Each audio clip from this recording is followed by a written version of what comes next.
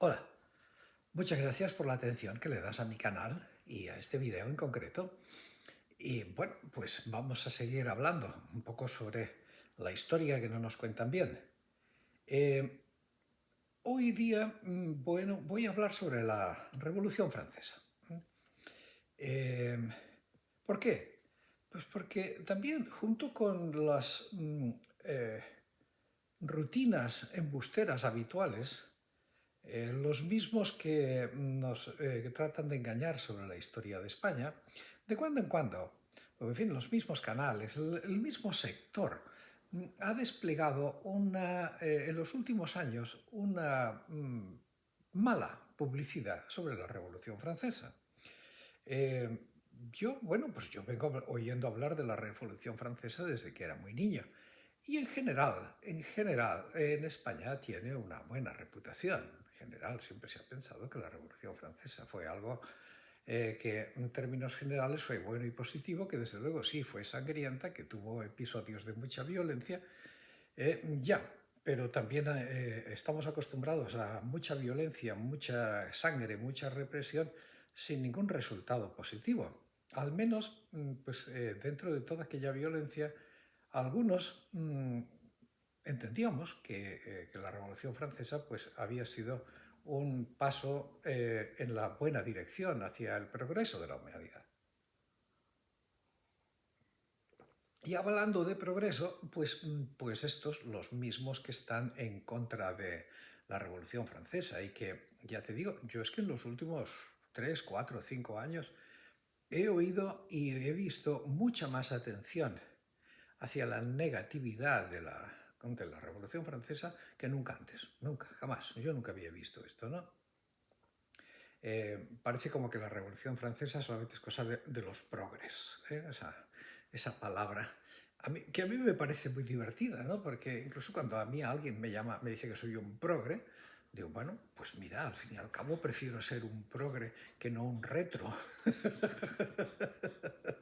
Claro, es decir, es que parece como que querer el progreso fuera algo malo, ¿no? Como hay que progresar. La historia de las personas y de las sociedades, pues debería ser una historia de progreso, no de regreso. Bueno, pues entonces parece como si los reaccionarios regresionistas les molesta la Revolución Francesa. Bueno, pues porque la Revolución Francesa sí fue progreso. Bien, sí, salen. Por ejemplo, si a mí hace 30 años me hubieras preguntado qué es la Vendée, no tengo ni idea, ¿no? ¿Qué es la Vendée? ¿Es una fábrica de jabón? ¿Es una marca de perfumes? ¿Qué es? No sé, un equipo de fútbol. Y bueno, hoy día, pues la Vendée la conocemos todos perfectamente bien, ¿no? O sea, la Vendée, aquí es esa región de Francia en donde pues los malvados revolucionarios franceses cometieron toda clase de atrocidades contra unos buenos franceses que lo único que querían era pues su religión y su rey y nada más. Y entonces, pues claro, los masacraron de una forma infame. Claro, pues esto es lo que yo no lo sabía, yo no tenía ni idea, ni idea, ni idea, ¿no? Y hay gente pues se pasa, el sector este rosadito se pasa lloriqueando por la Vendée de una forma, bueno, como si no hubiera lugares en España por los que llorar mucho más que por la Vendée. Pero en fin, es igual, esos prefieren ocultarlos y no mencionarlos. El progreso, el regreso.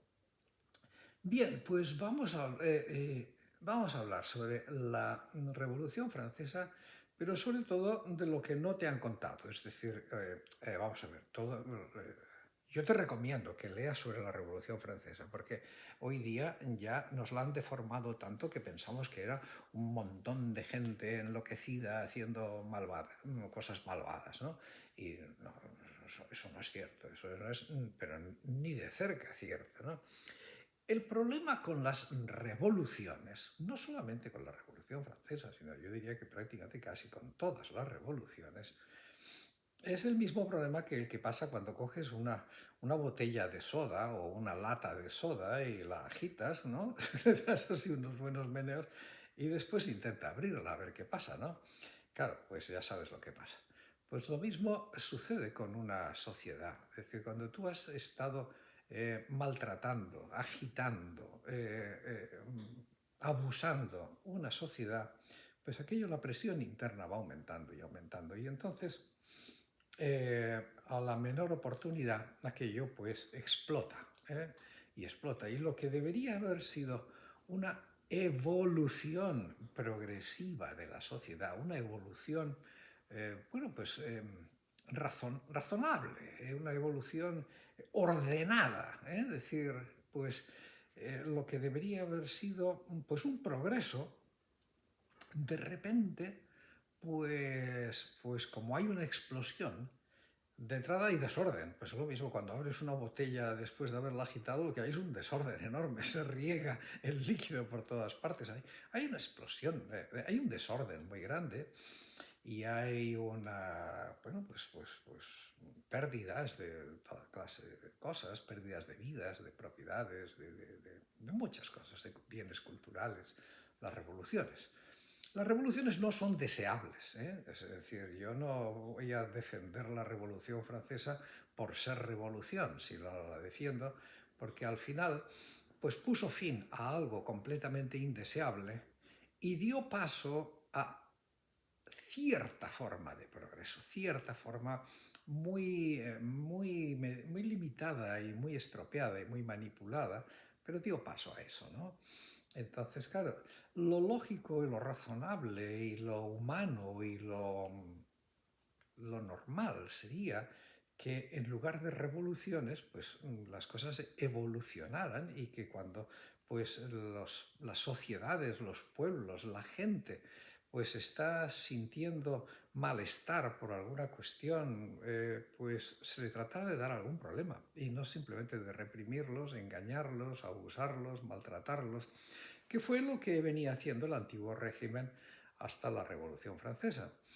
¿Y qué es lo que hoy día sucede también? Es decir, si tú te fijas, pues en todas partes, en el mundo entero, pues hay una sensación de malestar, una sensación de que la clase política y la clase y los amos del mundo, que no son más que los poderes financieros, no, están pues abusando demasiado en muchos aspectos y la presión va aumentando y va aumentando.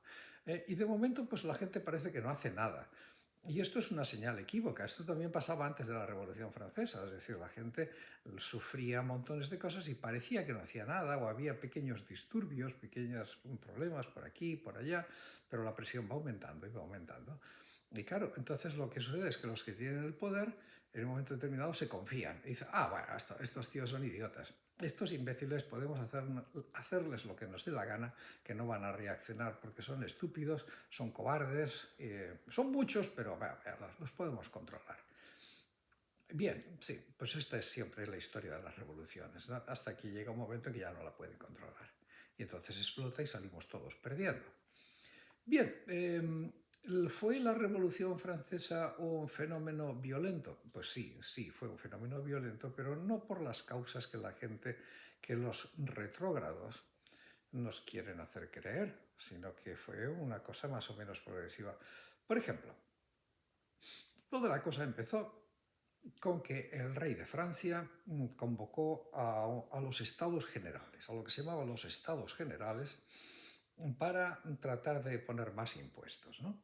Entonces, claro, los estados generales eran tres estamentos: la nobleza, el clero y el tercer estamento, el pueblo llano, que se llamaba, ¿no? Los que no eran ni curas ni nobles, que era la mayoría, por supuesto, ¿no? Y entonces, bueno, pues cada uno mandaba ahí sus representantes y evidentemente pues los representantes del pueblo llano eran muchísimos más, pero a la hora de tomar decisiones era un voto por cada estamento, es decir, que los nobles tenían un voto, el clero tenía un voto y el pueblo llano tenía un voto, con lo cual siempre la votación salía de acuerdo entre lo que quería el pueblo llano, digo, al revés, entre lo que quería la aristocracia y el clero. Y el pueblo llano, pues, diciendo, bueno, pues aunque somos muchos más, pues con nuestro voto estamos podridos, ¿no? Claro, todo esto empezó a cambiar con la con la Ilustración, con el siglo de las luces, con todo lo que te he contado ya en un vídeo anterior sobre el pensamiento ilustrado, el pensamiento que decía, bueno, las cosas no pueden seguir así, la soberanía popular, la libertad, todas las formas de la política, etcétera, etcétera. Todo esto es lo que estaban en las cabezas de la gente, con lo cual, pues oye, oh sorpresa, resultaba que en los estados generales esos, pues la gente empezó a decir bueno, incluso los nobles empezaron a decir que, bueno, que esto habría que cambiarlo y que habríamos de hacer que en vez de que sea un voto por estamento, que fueran votos por persona, es decir, tantos delegados hay aquí, pues un voto por persona. Esto, curiosamente, fueron nobles, lo apoyaron muchos nobles. Todos no, obviamente, pero muchos de ellos. ¿Por qué? Pues porque ya habían aprendido, habían pensado, eran gente ilustrada, gente que se daba cuenta de que la presión no se podía seguir manteniendo indefinidamente y que había que evolucionar y que había que progresar, ¿no? Y así iban sucediéndose las cosas hasta un punto en que el rey sintió que estaba perdiendo el control de la situación y entonces trató de disolver la Asamblea Nacional, pues dijo, bueno, estos fulanos, en lugar de aprobar pagarme más impuestos, que era lo que él quería, se me están sublevando, están empezando a tomar decisiones peligrosas, ¿no? Esto era lo que pasaba, con lo cual pues ya los propios estados generales dijeron, bueno, pues a partir de ahora nos vamos a constituir como una asamblea constituyente. La asamblea, creo que se llama la Asamblea Legislativa o Asamblea Nacional Constituyente, que iban a hacer una constitución. Bueno, pues efectivamente esto cada vez le gustaba menos al rey. El rey empezó a tomar malas decisiones y en un momento determinado pues se fomentó el rumor de que, fíjate que hasta ahora no estamos hablando de violencias ni nada de nada. Durante semanas y semanas y semanas la Revolución Francesa consistía en diálogos, en acuerdos, en votaciones entre personas, ¿no? ¿Quién empezó a poner la violencia? Pues el propio rey, ¿no? Que empezó a amenazar y que, bueno, entonces no sé si fue real o fue miedo, pero cundió la alarma entre la gente entre los diputados, entre los miembros de esta Asamblea Constituyente, de que el rey había llamado al ejército a que fuera a reprimirlos. Y entonces, pues bien, como una demostración más de que ya la presión estaba funcionando, entonces la gente dijo, pues no, no vamos a dejar que nos asusten y vamos a coger armas, vamos a coger armas y nos vamos a defender. Y este fue el histórico momento de la toma de la Bastilla. Entonces, ¿que fue una situación violenta? Sí, por supuesto, fue muy violenta, porque el pueblo de París, desarmado, asaltó una fortaleza donde había armas. Entonces, claro, los militares que estaban a cargo de eso, pues tenían dos opciones. Una era abrirles las puertas y que entraran y que cogieran lo que quisieran, o dos era pues defenderse y atacarles y matar al pueblo que se venía encima, ¿no? Claro, cuando el ejército o la policía se atreve a esos niveles de violencia, se atreve a disparar y a matar al pueblo, más les vale que ganen, porque si pierden, la venganza popular va a ser no apta para el público, o sea, mejor no hablemos de eso, ¿no? Y efectivamente fue lo que pasó. Los defensores de la Bastilla no fueron capaces de resistir y cuando se tomaron aquello, pues les cortaron la cabeza a todos y las pusieron en la punta de las bayonetas y de las lanzas. Y entonces el pueblo ya estaba armado. Y a partir de ahí las cosas empiezan a cambiar. Pero ojo, todavía no habíamos llegado a cosas peores, es decir, simplemente fue un acto, como si dijéramos, de defensa propia. Esencialmente porque el pueblo de Francia ya estaba acostumbrado, ya sabía cómo era la represión, ya sabía que si efectivamente el ejército llega a entrar, aquí nos van a machacar a todos los que nos agarren, ¿no? A todos los que puedan. La venganza del rey va a ser brutal, porque así era como funcionaba. Es decir, si la gente se te empieza a amotinar, pues machácalos y punto. Bueno, pues entonces seguimos. A partir de ahí, pues bueno, pues la asamblea siguió haciendo cosas y siguió buscando y negociando. Claro, movidos cada vez más por ese, como dijeron, aceleración del proceso, pues tomaron decisiones como por ejemplo lo de eliminar los privilegios feudales. También, y fue cosa que votaron y que propusieron incluso algunos nobles, algunos marqueses y vizcondes y no sé qué, dijeron, ¿sabes qué? Está bien, esto hay que acabarlo, acabar con los privilegios feudales, pues no te digo nada, ¿no? Y a continuación, pues, quitarle los bienes a la iglesia, porque la iglesia no necesita tener bienes. Y no solo eso, sino hacer una reforma del clero. Y esto lo propusieron muchos del clero. Es más, el principal proponente fue un obispo, Ceriorán, ¿no? Entonces, porque es verdad, es decir, la revolución fue a quitarle esto a la iglesia, pues porque la iglesia también era parte responsable de haberse unido al poder para abusar de la gente.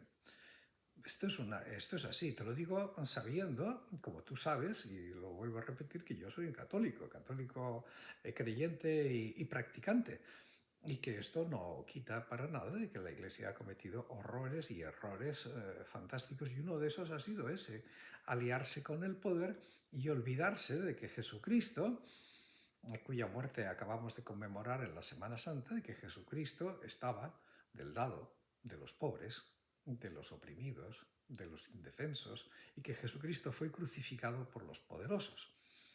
Y que, como muchos han pensado, y yo estoy totalmente de acuerdo, si Jesucristo volviera a nuestro mundo en estos momentos, volvería a ser crucificado, y probablemente muchos de los que lo crucificarían son gente que en estos momentos se llaman cristianos o católicos. Yo soy el mejor católico del mundo. Si vieran a Jesucristo lo crucificarían por rojo, por progre, por alborotador, cosas de esas, ¿no? Bueno, ¿qué le vamos a hacer? Así es la vida. Entonces, bueno, pues los revolucionarios, que claro, digo, hasta el momento, excepto la toma de la Bastilla, todo iba funcionando en unos cauces, por decir así, como democráticos. Había una asamblea que iba a hacer una constitución que creó, diseñó, escribió los derechos del hombre y del ciudadano, que tomó nada más y nada menos que como el lema, el gran lema de la revolución, libertad, igualdad y fraternidad. Es decir, no es que el lema no era os vamos a matar a todos, desgraciados opresores, el lema no era muerte a los curas, el lema no era viva el ateísmo, no, el lema era libertad, igualdad y fraternidad. Con ese lema por bandera, yo no sé, no creo que estuvieran así decididos a hacer masacres, ¿no?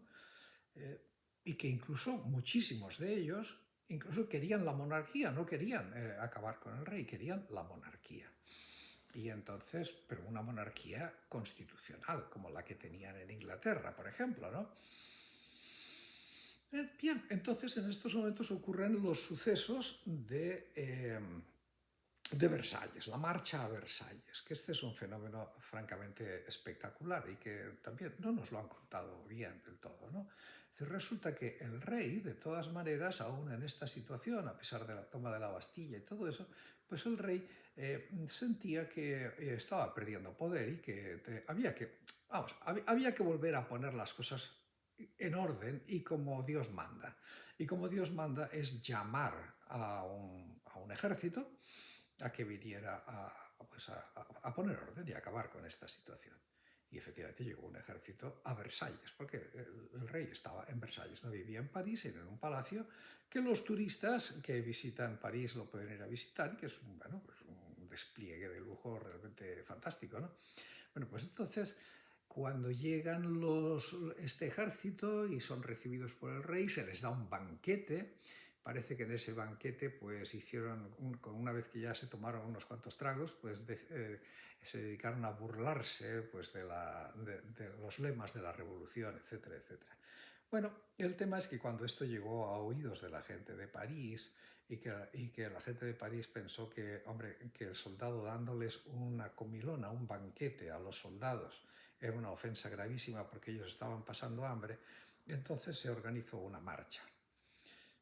Probablemente hubo instigadores para formarla o fue espontánea, quién sabe. El caso es que si hubo instigadores, decenas de miles de personas se unieron entusiásticamente. Y parece ser que fundamentalmente los que estaban a cargo de este negocio eran mujeres de los mercados del mercado de París, ¿no? Es decir, pues se dice pescaderas o panaderas o verduleras, etcétera, etcétera. Las mujeres que estaban y que se daban cuenta pues, que la vida estaba muy cara, que los precios eran insoportables y que encima había hasta escasez, no había pan, ¿no? Bueno, entonces estas dijeron, pues nada, vamos a Versalles, porque esto no puede ser que ahí estén banqueteando y dándose la gran vida mientras nosotros estamos aquí pasando hambre. Vamos a ir y el objetivo era, uno, conseguir comida y dos, traer al rey a París. Porque el rey, estando ahí lejos y protegido por un ejército, pues él se cree que puede hacer lo que le da la gana, o incluso pensaban muchos de ellos que el rey estaba controlado por otros y que en realidad el rey era una buena persona, que el rey estaría siempre pues, con su pueblo y que el rey atendería a sus quejas y sus necesidades. Bueno, el caso es que allá fueron. Y ahí pues lo asombroso también es que hasta los soldados se unieron a esta marcha, ¿no? Y que fue una marcha y iba uniéndose gente, ¿no? Y que los soldados incluso le habían dejado saber claramente al oficial que mandaba aquel grupo que si trataba de oponerse lo matarían, ¿no? Era un personaje tan famoso como el Marqués de Lafayette, muy famoso por su intervención en la Guerra de la Independencia de los Estados Unidos, ¿no? Bueno, pues total que llegaron allí y en fin, se armaron algunos desórdenes, no me voy a entretener en eso, estuvieron a punto de liarse a tiros entre el ejército que venía de París y el que llegaba de Francia, pero al final no sucedió. Al final el rey fue lo suficientemente astuto como para hablar palabras de bondad y de amabilidad y no sé qué a la gente que lo escuchaba. Incluso parece que algunas de aquellas sencillas personas incluso se desmayaron de la emoción de ver cómo el rey era tan bueno y les escuchaba y les atendía. Bueno, total, que el caso es que aquello tenía todo el aspecto de que iban a conseguir manipular a la gente y ya está, ¿no? Incluso los propios diputados de la Asamblea Nacional Constituyente, que también estaban en Versalles, en un pueblo que hay al lado del Palacio de Versalles, ¿no? Pues allí estaban también organizando sus sesiones, también se asustaron, viendo al pueblo venir, ¿no? Allí, pues, vamos un poco más rápido. Todo esto te recomiendo mucho que lo leas. Es sensacional. Total que al final, pues el rey amablemente accedió a ser llevado a la fuerza a París, ¿no? Y en París, pues claro, la gente confía y dice, este tío lo tenemos aquí, aquí va a hacer pues lo que hay que hacer, ¿no? No hay nada más. Queremos una monarquía constitucional, no queremos matar al rey, nada, nada. Bien, total, que ahí estaba, ¿no? Entonces, ¿qué es lo que el rey comete? Un error garrafal, ¿no? Que el rey, una vez estando allí, pues viendo que, en fin, que cada vez tenía menos poder y que la asamblea le iba quitando poderes, pues decide escaparse, decide huir a Austria, porque él era consciente de que se estaba organizando algo internacionalmente para acabar con aquella locura. Pero el rey lo atraparon, lo consiguieron agarrar antes de que escapara, y lo trajeron de vuelta a París y ya lo consideraron un traidor, porque eso es lo que era. Un señor que iba a unirse a los enemigos de la Revolución Francesa, a los enemigos del pueblo francés, que estaba tratando de organizar pacíficamente las cosas de otra manera. Bien, y a partir de aquí ya todo se acelera de una manera francamente espectacular, porque ocurre que, pues, efectivamente los austríacos invaden Francia. Bueno, previamente, sí, vamos más rápido. Las potencias, una alianza de potencias extranjeras en las que fundamentalmente estaban Prusia y Austria. Acuérdate, la esposa del rey de Francia era austríaca, para empeorar las cosas. Bueno, pues Austria, Prusia, España, Gran Bretaña y algunos estados italianos, todos se unieron contra Francia, todos a la vez, al ataque, a por ellos, ¿no? ocurrió que uno de los héroes latinoamericanos, Miranda estuvo ahí. Miranda estuvo con los franceses, llegó a ser general de Francia. Por eso el nombre de Francisco Miranda está en el Arco del Triunfo de París, ¿no? No sé si lo sabías. Pues Miranda fue uno de ellos. El caso es que Francia estaba en peligro, en grave peligro, ¿no? De ahí viene la letra del himno nacional francés, de la Marsellesa, ¿no? Allons enfants de la patrie. Es decir, ha llegado el momento de la gloria, ha llegado el momento en que con la sangre de los enemigos que nos están invadiendo vamos a regar los campos. Es decir, era una llamada popular a unirse todos frente a una amenaza extranjera. Claro, en estos exactos y precisos momentos ocurre que Francia decreta una leva masiva. Hasta entonces los ejércitos siempre se habían hecho pagando. No eran obligatorios. Pues con dinero, pues mira, conseguían. Y eran ejércitos relativamente pequeños. Ahora Francia estaba amenazada por 4 o 5 países, ¿no? Simultáneamente. Entonces necesitaba muchos soldados. Hizo una leva masiva. Fue la primera vez en la historia que se hacía una cosa así. Y pasó a tener muchísimos soldados. Y justo en estos momentos a los de la Vendée, que era una región de Francia, pues se les ocurre, después de haber tenido varios pequeños levantamientos de campesinos, de gente que, bueno, gente manejados por los curas, porque el cura del pueblo decía, oye, que aquí nos van a quitar el poder a los curas, ¿no? Entonces, pues alborotaban a la gente, ¿no? Cosas así, había habido ese tipo de actuaciones. ¿Y habían sido reprimidas? Pues sí, más o menos.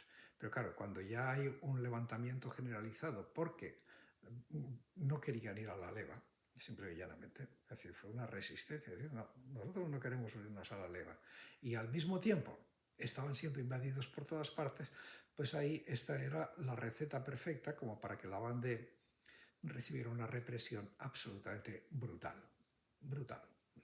Pero bueno, es que, ojo, yo no la justifico, es decir, pero solamente te estoy diciendo que estamos en un concepto ya de revolución. La botella estalló.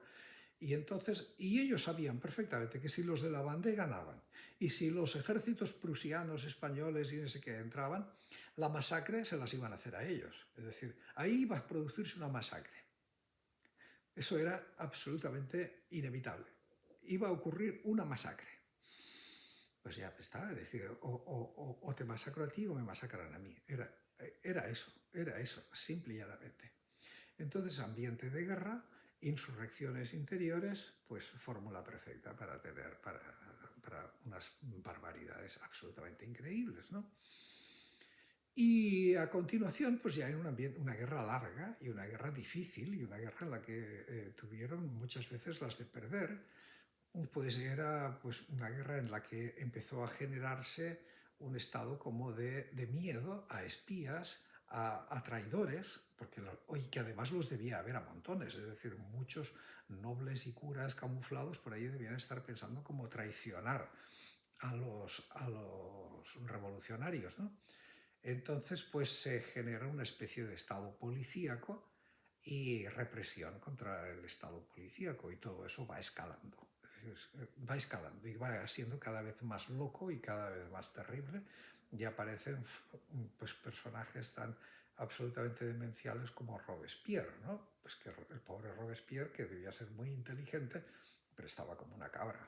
Es decir, fue el responsable de lo que se llamó el terror, ¿no? Que todo todo este fenómeno de la Revolución Francesa, donde, pues ya digo, las masacres internas, la represión contra los que no estaban conformes fue absolutamente brutal, pues es que ya entra dentro de la lógica de las revoluciones, la revolución que quieras, busca alguna cualquiera, decide, entra en esa lógica. Lo que hay que evitar es llegar al escenario de revolución. Y después, pues simple y llanamente, murió por agotamiento, es decir, ya a un momento determinado ya la gente ya no podía aguantar más masacres y más matanzas y acabaron pues matando al propio Robespierre y un militar dio un golpe de estado y acabó con la revolución y ese militar fue Napoleón Bonaparte. que decepcionó a muchísimos, porque claro, es decir, todo lo que venía siendo el ímpetu de la revolución, pues al final el hombre lo acabó de un plumazo, dijo el emperador soy yo y se acabó, ¿no? Y con esto pues termina este episodio. Claro, ustedes critiquen lo que quieran a la Revolución Francesa, bien, es criticable, pero nos ha dejado muchísimas cosas. Y entre otras cosas nos ha dejado la idea de libertad, igualdad y fraternidad. Oye, que ya sé que no se cumple ni en el 10%. Ya lo sé, pero es incomparablemente mejor a lo que había antes. Y al menos nos han colocado en el camino. Los ideales de la Revolución Francesa todavía no se han hecho realidad. Todavía nos falta mucho camino en la línea de la libertad, muchísimo. Y en la línea de la igualdad, muchísimo más todavía. Y en la línea de la fraternidad, ni te digo, esa ni la hemos empezado, creo, ¿no? Y eso es maravilloso. Es decir, nos dejaron, como quien dice, puesta una guía, una estrella, una meta. Hacia ahí hemos de ir. Bien, que por el camino pasó de todo. Pues sí, por el camino pasó de todo, pero no necesariamente ellos fueron los únicos que tuvieron la culpa, sino que, bueno, pues fue que así son las revoluciones. Y las revoluciones subsiguientes iban buscando lo mismo, ¿no? Si tú quieres pensar la revolución bolchevique, iban en ese camino también, pues igual, por el camino se volvieron locos y pasaron cosas espantosas. Y la revolución mexicana, y las que quieras. Pues nada más, esto es lo que te quería decir sobre la Revolución Francesa, a la cual yo miro con enorme respeto. Me da pena que todo aquello fuera tan sangriento para todos, pero, en fin, la lección es esta, y la lección que deberían aprender las clases dirigentes actuales es esa. No sigan aumentando la presión de la botella, no sigan aumentándola. Pues muchas gracias por tu atención. Seguiremos hablando, cuídate y hasta pronto.